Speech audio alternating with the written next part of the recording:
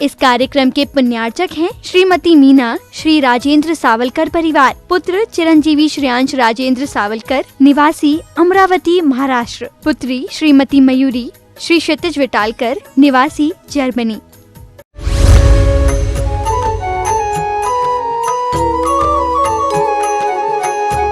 आप सभी श्रोताओं की विविधता को सुन रहे थे। ये इसलिए सुनाना जरूरी है कि सुनने वाले कम से कम ये तो समझ लें कि हम सुनते हुए किस श्रेणी में हैं। सुनना एक सामान्य बात है, पर सुनते सुनते हम क्या पकड़ रहे हैं ये हमारी विशेषता होती है। बंधुओं, ध्यान रखना, आपको अभी श्रोताओं की विविधता और बताई जाएगी। देखो, गाय का उदाहरण दिया था। गाय कैसी होती है? ग्रहण कम करती है और सार ज़्यादा पकड़ लेती है। गाय की प्रकृति है, आप रूखा सूखा भी दे दो, लेकिन वो गाय आपको मीठा मीठा ही दूध देगी। क्या देगी? क्या देगी आपको? मीठा मीठा दूध। हाँ, मधुर पौष्टिक आपको दूध देगी। कितनी बढ़िया प्रकृति है गाय की। ऐसा श्रोता भी होना चाहिए। क्या? ऐसा श्रोता भी होना चाहिए। और दूसरी बात, हंस के समान कहा है। श्रोता हंस की तरह भी होता है। हंस कैसा होता? हंस कैसा होता आप समझ रहे ना? हंस हंस हंसा तो मोती चुगे। क्या? हंसा तो मोती चुगे। हंस तो वो होता है जो मोतियों को चुगता है। हंस सामान्य बात नहीं है। बगुले मिल जाएंगे, कौए मिल जाएंगे, चिड़ियाँ मिल जाएंगी, बतख मिल जाएगी, सारस पक्षी मिल जाएंगे, लेकिन हंस मानसरोवर पर मिलेगा। हंस तो, हंस की प्रकृति है नीर क्षीर विवेक। दूध दूध अलग, पानी पानी अलग।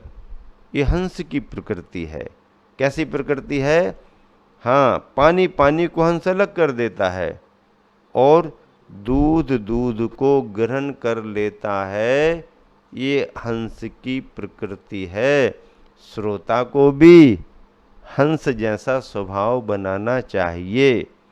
असार असार को छोड़ करके सार सार को ग्रहण करने की उसकी रुचि होनी चाहिए, उसकी वैसी क्षमता भी होनी चाहिए। और देखो, हंस के समान, गाय के समान, अब भैंसा के समान भी कहा श्रोता। भैंसा, भैंसे का काम क्या है आप जानते हो? भैंसे का काम क्या है? उपदेश ग्राह्यता कम, कुतर्कों से सभा को क्षुभित कर देना। बस, सुनेगा कम और ऐसे दो चार प्रश्न रख देगा सभा में कि माहौल छिन्न भिन्न हो जाएगा, माहौल बिगड़ जाएगा। पानी पीने जाता है भैंस तो पानी कम पीती है और पानी को मचाती ज़्यादा है। भैंस पानी कम पीती है, मचाती ज़्यादा है। मचाने का काम भैंस का है। ऐसा भी श्रोता होता है, सुनता कम है, वातावरण को खराब ज़्यादा करता है। फूटा घड़ा, जिसके हृदय में उपदेश न ठहरे। क्या? जिसके हृदय में उपदेश न ठहरे। हम कितना भी सुनाएं, उपदेश ठहरने वाला नहीं है। कितना भी सुनाएं, उपदेश ठहरने वाला नहीं है। आया और गया, आया और गया, आया और गया, आया और गया। उपदेश भग्न घट है ना, फूटा घड़ा है। डांस की तरह उपदेश ग्रहण ना करके सभी को व्याकुलित करने वाला। उपदेश तो ग्रहण करना नहीं और मच्छर की तरह भिन भिन भिन भिन भिन भिन भिन, इसके कान पर बैठा, उसकी नाक पर बैठा, इसके मुंह पर डांस किया, उसकी पीठ पर डंक मारा।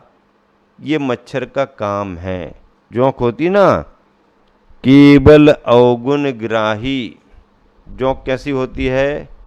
केवल अवगुण ग्राही होती है। हाँ, जानवर के स्तन में लगी रहती है गाय भैंस, लेकिन वहीं पर दूध भी रहता है, पर उसका पान वो नहीं करती है। वो तो सड़ा गला खून जो वहाँ भरा है उसी को पीती रहती है। ऐसी जोंक, जोंक की प्रकृति के भी श्रोता होते हैं। इन सभी श्रोताओं में उत्तम श्रोता तो गाय और हंस माने गए हैं। गाय के स्वभाव वाले और हंस के स्वभाव वाले श्रोता उत्तम माने गए हैं। मिट्टी एवं तोता जैसे श्रोता ये तथा ये मध्यम माने गए हैं, मिट्टी और तोता। एवं शेष सभी जघन्य श्रोता माने गए हैं। जघन्य स्थान है उनका। उत्तम स्थान किसके लिए दिया? गाय और हंस के लिए उत्तम स्थान दिया। मध्यम स्थान मिट्टी और तोता के लिए दे दिया, और बाकी सब जघन्य प्रकृति वाले हैं। अब देखो, इस तरह के श्रोताओं में अपने को गाय जैसे स्वभाव वाला और हंस जैसे स्वभाव वाला होना चाहिए। दूसरी बात है, अब प्रश्न ये उठता है कि स्वाध्याय से लाभ क्या है? स्वाध्याय से लाभ क्या है? तो आचार्यों ने लिखा है, उसकी व्याख्या मैं आप सबके सामने कर रहा हूँ, ताकि प्रश्नोत्तर रत्नमालिका के प्रश्नोत्तर तो आप सुन ही रहे हो, लेकिन उसमें कुछ सार बिंदु भी आपको पकड़ में आ जाएं। स्वाध्याय से क्या लाभ हैं? तो पहला लाभ तो है प्रज्ञा का अतिशय बढ़ता है। किसका अतिशय बढ़ता है? प्रज्ञा का अतिशय बढ़ता है। प्रज्ञा क्या है? बुद्धि की एक विशेष अवस्था का नाम प्रज्ञा है। क्या? बुद्धि की एक विशेष अवस्था का नाम प्रज्ञा है।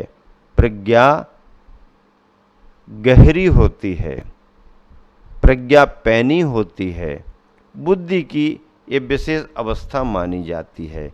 तो प्रज्ञा का अतिशय बढ़ता है, बुद्धि की एक विशेष अवस्था में प्रभाव आता है, इस स्वाध्याय का लाभ। दूसरा, प्रशस्त अध्यवसाय होता है। अध्यवसाय यानी विकल्प। अध्यवसाय का अर्थ क्या है? हमारे मन के भाव। मन के भाव अप्रशस्त भी होते हैं, मन के भाव अशुभ भी होते हैं। तो मन के भावों में शुभपना आना, प्रशस्तपना आना, इसके लिए कहा कि हमारा अध्यवसाय प्रशस्त होता है। ये स्वाध्याय का लाभ है। उत्कृष्ट संवेग होता है।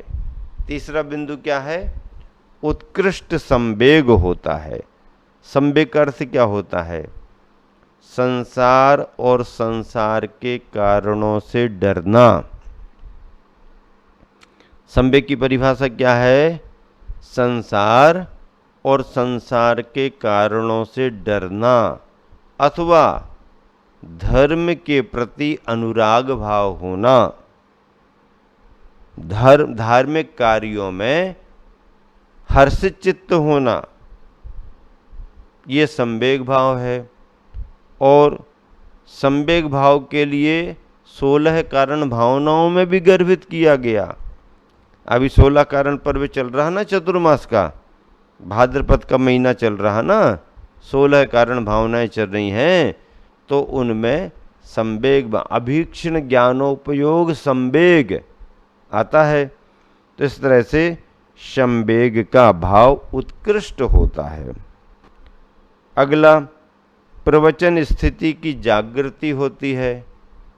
प्रवचन जो है भगवान की वाणी, आगम का सार, उसकी हमारी स्थिति जागृति होती है। एक विशेष बात हो गई, जागृति होती है। जिन धर्म का उद्योतन होता है, क्या होता है? जिन धर्म का उद्योतन, उद्योतन मतलब प्रकाशन, प्रभाव। स्वाध्याय करने से जिन धर्म का प्रभाव बढ़ता है, उद्योतन होता है। तप की वृद्धि होती है। क्या होती है? तप की वृद्धि होती है। अतिचारों की विशुद्धि होती है। तप में वृद्धि होती है और अतिचारों का शोधन होता है। अतिचारों का क्या होता है? शोधन होता है। अतिचार गृहीत व्रतों में प्रमाद के कारण, कसाय के भावों के कारण जो दोष लग जाते हैं, वो अतिचार कहलाते हैं। ऐसे अतिचारों का शोधन होता है। स्वाध्याय के माध्यम से अतिचारों का शोधन होता है और संशय का उच्छेद होता है। जो हमारे को तत्व के ज्ञान में संशय हो रहा था, बात अस्पष्ट थी, हम अपनी धारणा को पक्का नहीं बना पा रहे थे, स्वाध्याय करने से इन सब का निवारण होता है। संशय का उच्छेद होता है, शंकाएं हमारी दूर हो जाती हैं, एवं मिथ्या मतों का खंडन होता है। क्या होता है? मिथ्या मतों का, मिथ्या मान्यताओं का खंडन होता है। जिन मत का मंडन होना और परमत का खंडन होना।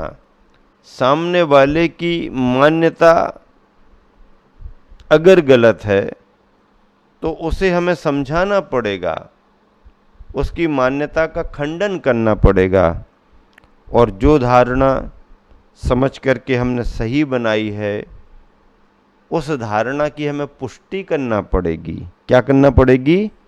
पुष्टि करना पड़ेगी कि मैंने जो मान्यता बनाई है, जो समझा है, वो सही है।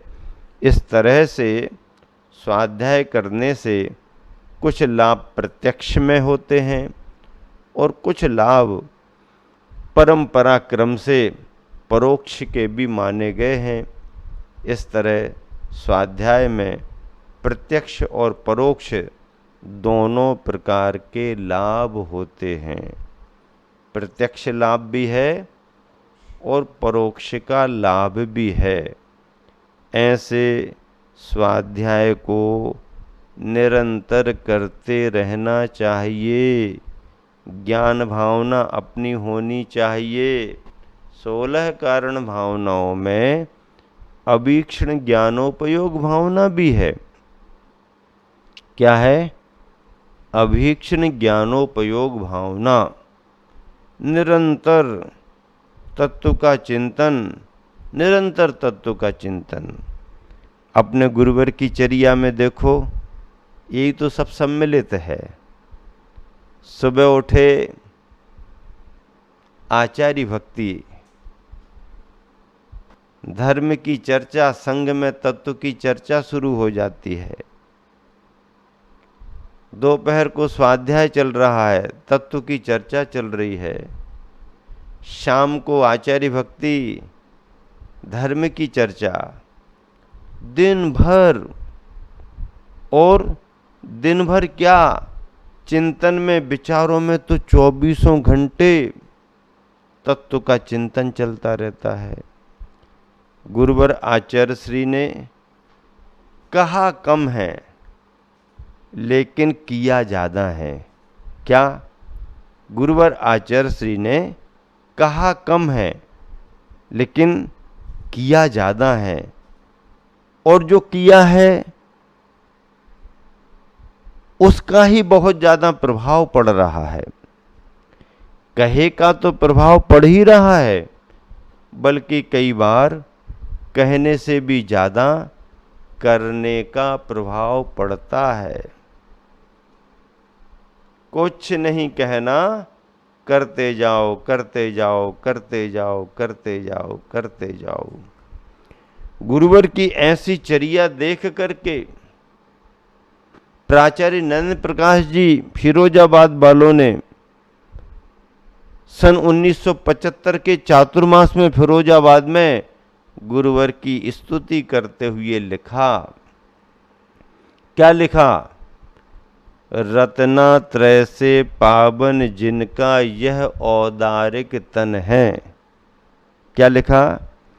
रत्नात्रय से पावन जिनका यह औदारिक तन है, गुप्ती समिति अनुप्रेक्षा में रत रहता निस्दिन मन है। सन्मति युग के ऋषि सा जीवन बीत रहा हर क्षण है। सन्मति युग के ऋषि सा जिनका बीत रहा हर क्षण है, त्याग तपस्या लीन यति और प्रवचन कला प्रवन है। जिनका पावन दर्शन पाकर शीतल हुई तपन है। जिनका पावन दर्शन पाकर शीतल हुई तपन है, तत्वों का होता निश्चिंतन मंथन और मनन है। विद्या के इन सागर को मम सत सत बार नमन है। विद्या के इन सागर को मम सत सत बार नमन है। बताओ, जिनकी हितकर वाणी सुनकर सबका चित्त मगन है। जिनकी हितकर वाणी सुनकर सबका चित्त मगन है, जिनका पावन दर्शन पाकर शीतल हुई तपन है। कितनी प्यारी पंक्तियां लिखी। तत्वों का होता निश्चिंतन मंथन और मनन है। चिंतन मंथन मनन हो रहा है। विद्या के इन सागर को मम सत सत बार नमन है। 100 बार नमन किया जा रहा है। इतने बड़े विद्वान ने इतना भाव प्रधानी होकर के बड़े भक्ति भावों से अपने हृदय के उद्गारों को व्यक्त करते हुए एक निर्ग्रंथ निष्प्रही गुरु और आचार्य महाराज की स्तुति की है। ये पंक्तियां स्वर्णाक्षरों में लिखी जाने योग्य हैं। गुरुवर की इतनी भाव भक्ति से वंदना बहुत बड़ी बात है, और इस तरह से आप सभी जन निरंतर स्वाध्याय का लाभ लें और अपने गुरुवर आचार्य श्री के व्यक्तित्व को, उनके कृतित्व को समझ करके अपने जीवन को सफल और सार्थक करें।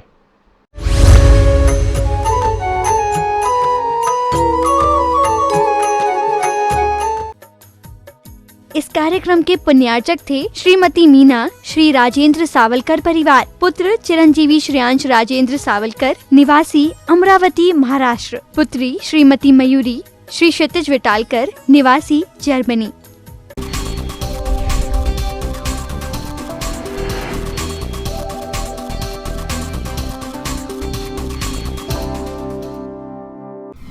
राजधानी दिल्ली के ऋषभ विहार स्थित सन्मति समवचरण धर्म सभा मंडप में धूमधाम के साथ मनाया जाएगा परम पूज्य चतुर्थ पट्टाधीश राष्ट्र संत आचार्य श्री 108 सुनील सागर जी महाराज का 47वां अवतरण दिवस, जिसमें भक्तों को मिलेगा मांगलिक क्रियाओं के साथ गुरु भक्ति करने का